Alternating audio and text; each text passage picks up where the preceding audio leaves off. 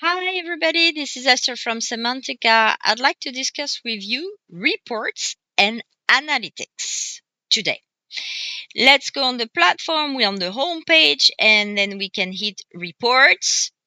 And it's showing three different type of reports. We have the journey overview, the sentiment analysis, if you have integrated different type of data, and the ROI analysis.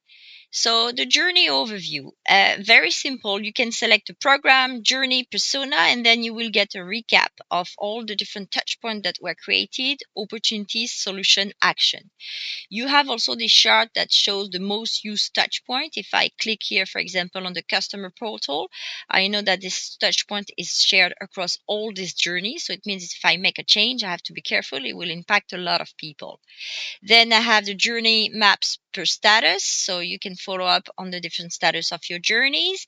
I have the list of gain point and pain point I've created, and have my top 5 pain point, for example. So I have here technical issue. If I click on it, I see that this pain point is shared across all these journeys. So if I fix it, then it's pretty good, right?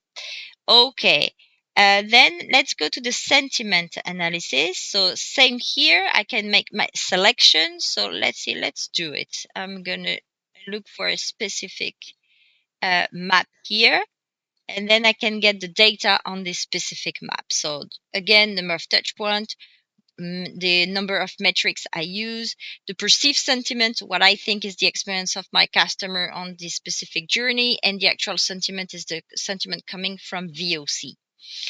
All right, so you can have the sentiment also compare per touch point, a sentiment over time, and here you can also compare different persona sentiment over time.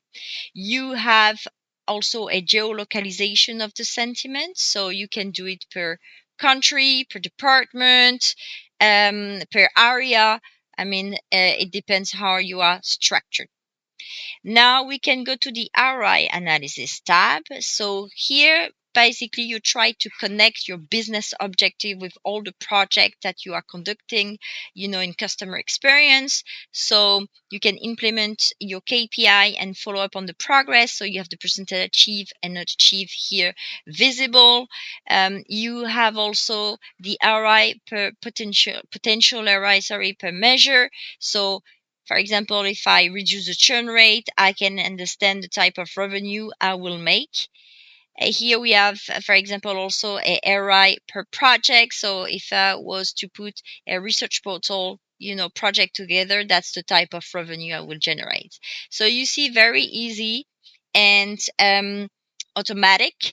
You just have to filter on, the information you are looking for. So if you want more information, you can contact us at info@cemantica.com or go to our website, cemantica.com. Thank you. Have a great day. Bye bye.